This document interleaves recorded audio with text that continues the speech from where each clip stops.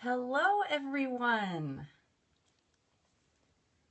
My name is Candace Sweet and I am a part of the Tennessee Board of Regents mobilization team. I'm going to give us just a couple of minutes for everyone to kind of log in. What I'm showing you now is the Tennessee Board of Regents, the Live Mobile Showcase event website. So as you're kind of logging in, let me kind of zoom in on the website address. That's livemobileshowcase.weebly.com. Hello everyone. This is Candace Sweet talking to you, showing you the website while we all get logged in. livemobileshowcase.weebly.com. Here's the website with all of our wonderful presenters today. My presentation is one of 7 broadcasts throughout the day. I'm kind of in the middle here. This is all a part of our Live Mobile Showcase event. Hello, everyone. While we're getting logged in, why don't you guys tell me where you're from? I'm broadcasting from Jackson, Tennessee. And if you're not familiar with Tennessee, you may know kind of our couple of big cities, Memphis and Nashville. Jackson's about halfway in between Memphis and Nashville. It's a beautiful day, very bright and clear. Okay, we'll go in one more time to the web address, livemobileshowcase.weebly.com. Hello, everyone. It is so nice to see everybody. Like I said, my name is Candace Sweet, and I am here presenting as part of the Live Mobile Showcase event for today. And there are a few things that I want to tell you about. So what we're going to be doing in this particular presentation is we're going to be learning how to curate sources. So basically how to select and organize sources and 3 different ways that we can do that.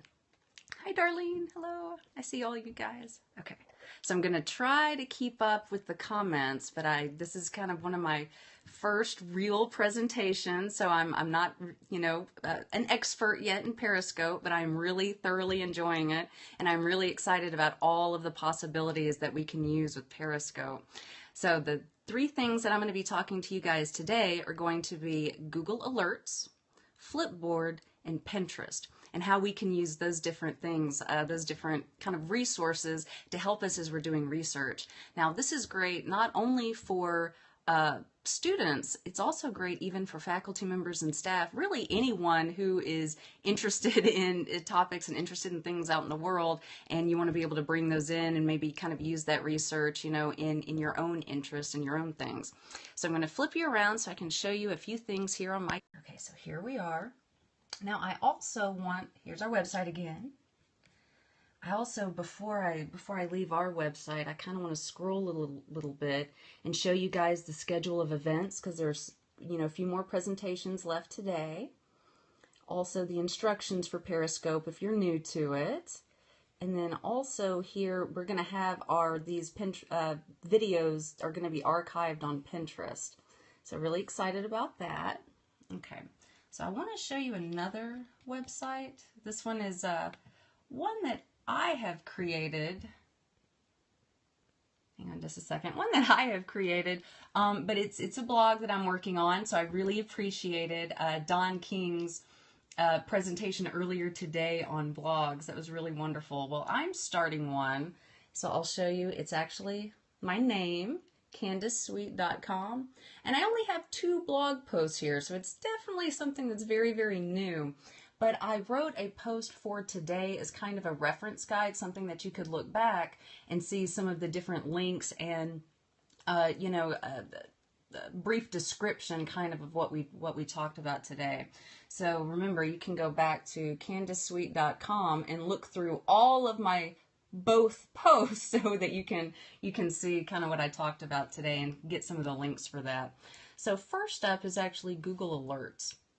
Now, one thing that I really love about the new and emerging technology and mobile devices, is that it's changed a little bit how we do research. Now, we do still have our traditional methods, and they are still important for a certain kind of research. But for sources, topics, articles that are available online for us, if we put in just a little bit of work at the beginning, we can actually set up a few different things that will cause sources to come to us. So if we do just a little bit of setup work, we can have emails filtering in to our inbox every day that is centered around a certain topic that we have chosen. And so that's the first one I want to show that to you. So this is the Google Alerts. So by setting up a Google Alert, you can receive an email of news, videos, websites, and other sources all centered around a topic of your choice. Now, I will set up Google Alerts pretty infrequently. Because they just kind of run automatically in the background and I don't have to think about it all the time. But because I do set it up a little infrequently, I'm always forgetting exactly how to do it. So I've kind of found that the best way is to actually do a Google search. And I'll show you that. How do you set up alerts in Google? I'll actually Google that. They'll give you the instructions, and usually the first link or two will be the instructions for how to actually set up the Google Alert. So here they'll actually tell you. I see it's a little out of focus here on my screen. But yeah, I don't bookmark it. I'll just kind of go in and say, how do I set up a Google Alert? And then here they will give me the instructions. They will also give me the link. Now I have back on my website, I have provided the same link for you. So to make it really easy for you to be able to set up a Google Alert. So I'm going to actually show you my a few of the Google Alerts that I have set up. So you see, I actually have quite a few, and notice that the first couple are actually my name. So if anyone publishes anything to the internet, I will get an email about it. Now, I haven't yet, but someday in the future. And you'll see that there was a particular case trial that I was following. I just happened to be interested. I know sometimes we get interested in different cases or different current events that are going on, so I can set up a Google Alert for that. And you'll also see that obviously my interest is in college and technology and mobile technology and how to use these different things. So think about the different topics that you are interested in.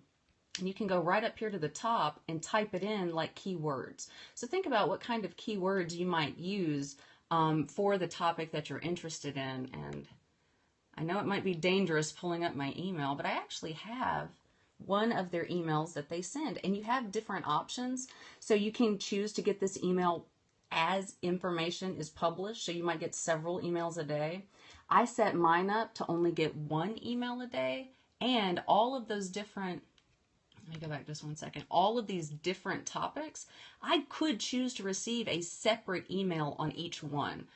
That's a lot of emails. Not going to get a lot of emails, so you have to judge for yourself how many you get per day because you can actually limit it. So what I've done is mine is, you can see here, it's a daily digest. So all 7 of those topics will actually appear in just one email per day. And you can see here just a few of the different kinds of articles and sources that I did not have to go out and find myself.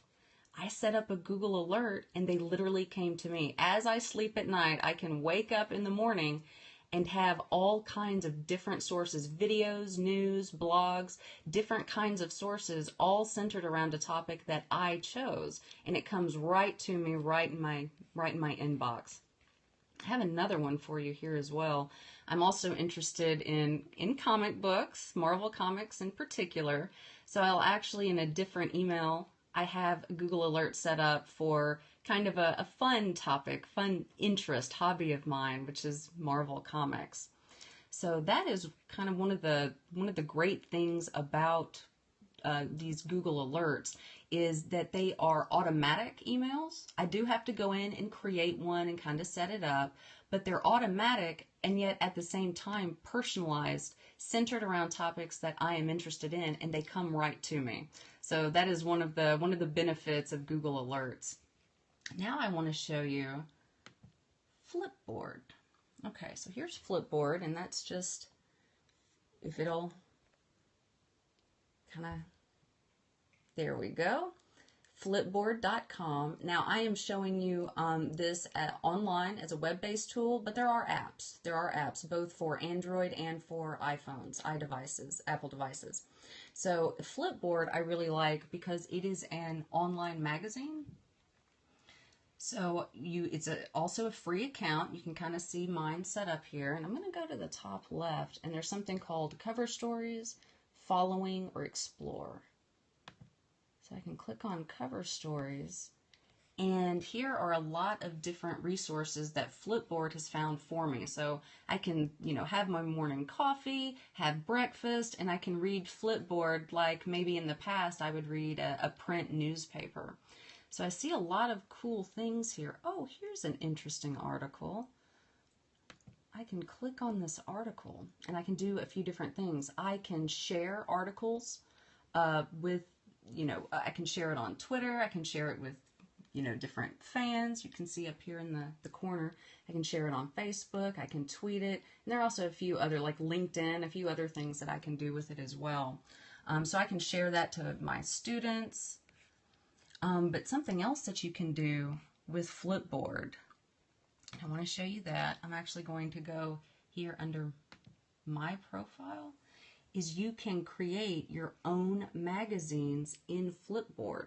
So if you look here, especially at the teaching and learning, these are resources. I'm just going to kind of scroll through a little bit. If you look back at the CandaceSweet.com, I've provided a screenshot of a few of these articles. I see that we're a little blurry. It's kind of going in and out on us.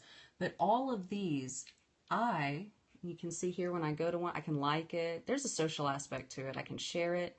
Or here, this red button, flip. That's what they call it here on Flipboard. I can flip it into my own magazine. So I have a magazine called Teaching and Learning of sources that I have selected and curated. And you see kind of the way that they set it up. A lot of times they'll give really great graphics. It just has a great user interface. So I really like this one. Think about your students designing their own Flipboard magazine centered around their topic. And what's great about it is you can invite collaborators. So you can have more than one person. You can invite people and have more than one person adding articles into the same Flipboard magazine. And not only can I share individual articles, I can also share my entire magazine as well. And you'll see here a follow button, kind of like Twitter. People who are Flipboard users can come on and follow this magazine, and as I flip more articles into it, they will have access to those. So that's another really cool resource that I like a lot using Flipboard. Now the last one I'm going to tell you about is Pinterest. Now Pinterest is good for finding new content, but it's also really excellent for organizing content, especially visually. So I'll show you just a little bit here. Think of Pinterest like a bulletin board with push pins, and the push pins are holding up different things like images or post-it notes. Just think of kind of the old school bulletin board. So I can create a board. Now, if I create a board here, it's public. Everyone can see it. I may not want, maybe I'm working on a paper and maybe it's a secret paper and I don't want people to know exactly which sources I'm using. So you can see a few of the different boards that I use. I can create a secret board. So if I create a public one, just like with Flipboard, I can invite other people in and they can also collaborate and add pins to it. But I can also create a special private one if I want to, if I'm working on something. So I can go through here and I can give it a name, I can give it a description, I can make it secret or not secret, I can attach it to a certain map here. And then here's the place at the bottom where I can actually request other people to collaborate on it with me. So let's think about the kind of sources that we might want to use. The very best place to find sources is, of course, library databases, because those are peer-reviewed, they've been vetted, they've had editors, different things like that. You don't always get that with the internet. But what you do get with the internet may be new and current topics that people have not had time to write journal articles or books about yet, or maybe they haven't had time to get them published because of how much vetting kind of has to go through those. So here I'm looking at different resources that are discussing water on Mars. Well, I'm not going to be able to go into a library database and find articles and books that are discussing kind of some of the new information that we have about water on Mars. So here's what I'm doing. I found this wonderful source. Let's say I think it's going to be absolutely perfect for my paper. And maybe it's a paper I'm working on with others, so I can have a public Pinterest board and other people collaborating on it with me, or it can be a secret one. But here's the source I use, and you'll see here's a place where I can add it to Pinterest. So I can actually kind of add it in. Now I also have a Google Chrome extension for Pinterest. So you can Google adding a Google Chrome extension, and you can actually put it here. Now you'll notice when I clicked on it, it gave me a lot of images that all kind of go back to this website. So I can click here and I can click pin it, and it's actually going to take me to my Pinterest, and it's going to ask me which board, where I want to put it. So I'll just show you just a little bit of why having an image and an article would be really cool. I might come up here to, let me see if I can find it. Let's go to our education app one. Hi, Rachel. So here's one. So here's a source that I have that I've pinned. And when I select on it, I can share it, I can send it, I can edit it, and I can also visit the website. So this is a really cool tool that we can use for curating sources, all centered around a particular topic. So a lot of times we use Pinterest for organizing recipes, decorating. In fact, if you notice my Pinterest, that's what a lot of it is. When we bought our house, I have a lot of boards about decorating and things like that. But think about using Pinterest also to curate sources, to find different internet sources around. Share this. I'm sorry, I'm reading Rachel's. I'm still kind of new to Periscope, and I just think this is wonderful. That you guys can comment on it and I can talk directly to you. I think Periscope is just absolutely fabulous. Okay, got a little distracted with how cool this is, but that's one of the things that I can do. So we'll go back and just kind of do a brief recap of everything that we've gone through here. We went through Google Alerts. We can get emails of different resources that get sent directly to our inbox without us having to do that much work at all, just a little bit at the outset.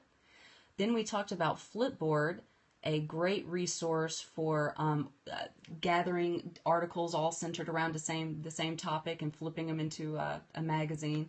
One thing I did not mention that I should have is on Flipboard, you can search for topics. So if they didn't happen to give you the topic in their articles that you liked, you can do a search for them and kind of look for articles in a little bit more pointed way before you flip them into your magazine that you can then share with others.